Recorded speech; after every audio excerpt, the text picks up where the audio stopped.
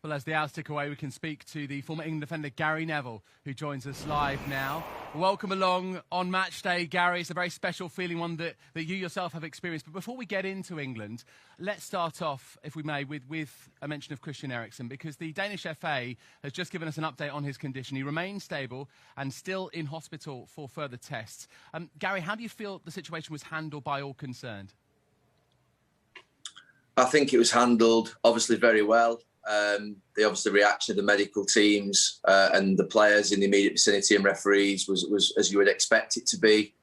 Obviously, when you're a player on the pitch, I've never been on the pitch when something like that has happened, so you can imagine that it would be complete shock. So to react in the way in which they all did is a great testament to them, and obviously it's incredibly positive news that you've just shared with me now that Christian Eriksen is stable and having tests in hospital.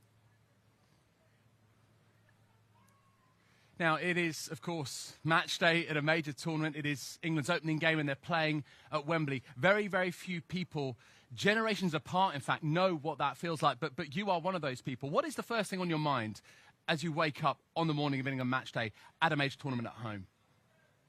It was my first tournament, so for me, I was, you can imagine, incredibly nervous. The anticipation in the nation was just incredible. Euro 96. And actually, there were some similarities to today, the heat that the players are going to experience today, the afternoon kickoff. And they're two things that usually English football teams don't ordinarily like in terms of obviously playing in such heat. So there are some similarities. But this team, I think, has got great technical ability. They've got good confidence coming out of the World Cup 3 years ago in Moscow. And I anticipate they'll do well today. I don't think a draw is the worst result in the world, and that's not being negative. But I think with the lead into the tournament, with the players obviously not having too much time to have played together and the heat and playing against a good team, I do think it's a difficult encounter. So, people shouldn't be too disappointed if England don't win today, but I think it's important that they at least get a draw. Yeah, I mean, in contrast to the 2018 World Cup, where England started off against Tunisia, a game that they won, they were expected to win. This is a tougher opener, isn't it? And so many talking points in terms of team selection, Gary, all over the 11, really. But in terms of attacking players, we broke this in the last hour. We expect Phil Foden and Raheem Sterling to start amongst the forwards alongside Harry Kane. Is that the right call for you? I think you're always going to be in a situation where Mount, I think, is going to play unless something happens with his form or injury. And then you're talking about probably starting Foden or Grealish, and then one of the quicker ones, which is Rashford, Sancho or Sterling. So for me, it isn't a surprise that balance. I think with Harry Kane up front, who's obviously an absolute no-brainer to start, you do need one of those wider forwards to make sure that they run past him. I think if everybody's coming naturally to the ball, then it becomes a little bit more difficult for Harry. So I think that for me, the balance feels about right, but it does mean that with the fact that the game is going to be played in such heat, we're going to see, if you're right with what you just told me there and Sterling and Foden start, then Grealish and Rashford can come on at any point, and they're great options to have for Gareth to change the game if it's needed. I mean, I was going to say, as options off the bench, I mean, that is almost an embarrassment of riches, Rashford and Grealish. Do you think they'll be there counting themselves a little unlucky, though, Gary? Not as much as they would have done 15, 20 years ago. I think players now a little bit, look, they'll be disappointed. It's the first game in the tournament. But I think players now are more conditioned to feeling as though it's a squad game. I don't think there's a lack of selfishness, I think, in groups now. With the big squads of 24, 25 players, they've played all season in a COVID environment with games every 3 days where they've been rotated constantly. They used to being rotated. It isn't like it was 15 or 20 years ago. So whilst there's an element of disappointment, Marcus Rashford and Jack Grealish will recognise that they'll play not just a part in probably this game today, but certainly a part in the next few weeks. A tournament, you sort of think sometimes that you have to basically always play the first game, but it's a long old time, a month. And if you're looking to get to the end, which England are, then all those players are there, that are there, or most of them, are going to play a part in it at some point. And when it was at Euro 96, I mean, the whole team pretty much named itself, the first 11, and the defence certainly named itself. Neville, Southgate, Adams, Pearce. But this time around, there's conversations over whether it's a 3 or a 4 in terms of the back line. We expect it to be a flat back 4, but who plays alongside John Stones for you?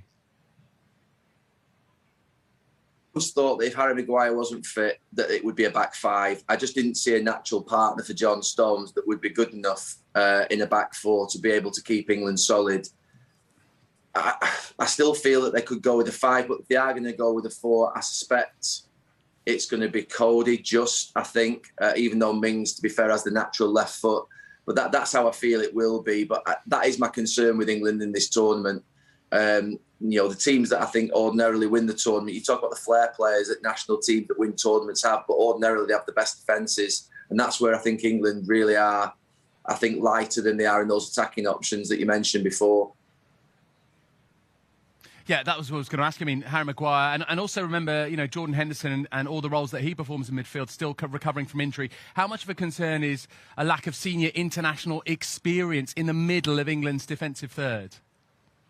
It is a concern, particularly when you come up against the top nations who've got experience, who'll wait, who'll have patience in games, who'll wait for those one moments.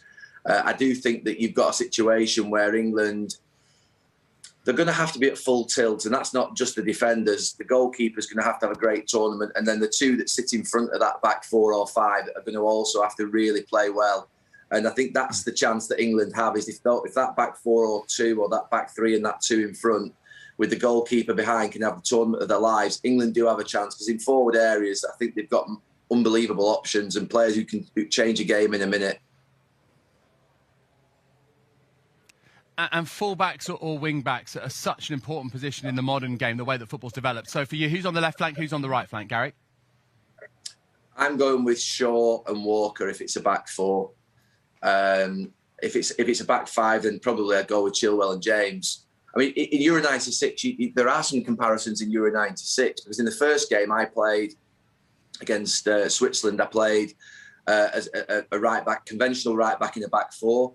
In the second game against Scotland, in possession, I was a right wing-back. Against Spain in the quarter-final, I was a right wing-back in a back three, in a back five. So we changed systems. There are some comparisons with what happened in Euro 96, and Gareth has that, I think.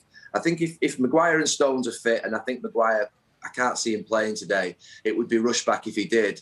I think if Maguire and Stones are fit, I think you can play with a back four, but then Walker has to play as a right sort of centre-back in it, as a right back really, and then let one of the left backs go forward. And I think that if Maguire's not fit, I think England do have to consider going with a back three against the best teams, because I just don't think they're strong enough. And we did that in Euro 96. We moved between a back three and a back four regularly during games. It's something that players are comfortable with, and this team certainly is comfortable with.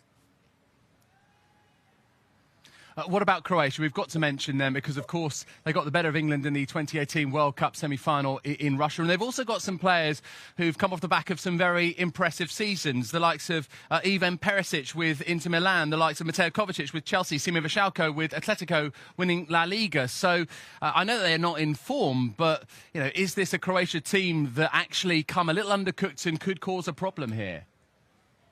They will cause a problem. I mean, let's be clear, they're so experienced and they know what happened at the last World Cup. They're going to think this is the perfect game today in some ways, going to Wembley. And all the pressure, from the English fans is going to be on, obviously, the home team.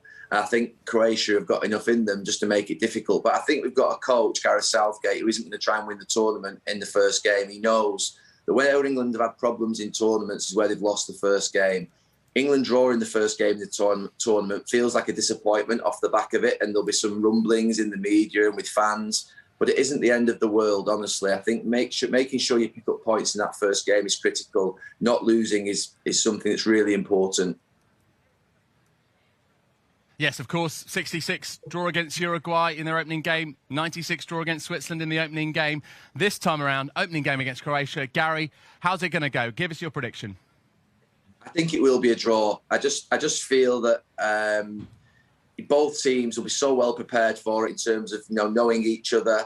The conditions will be difficult and make it difficult to be a real sort of high energy game. I do think that England, obviously, you talk about Croatia not being in good form and being a little bit undercooked. England haven't had a chance to play together themselves. So I can't see both teams being at their absolute best today. I don't think either coach will expect that. So I think if you said to both managers at the end of the game it's a draw, whilst there may be some disappointment publicly, I think they'd probably shake hands and walk away and say, OK, let's fight our battles down the road. They certainly won't want to lose this match.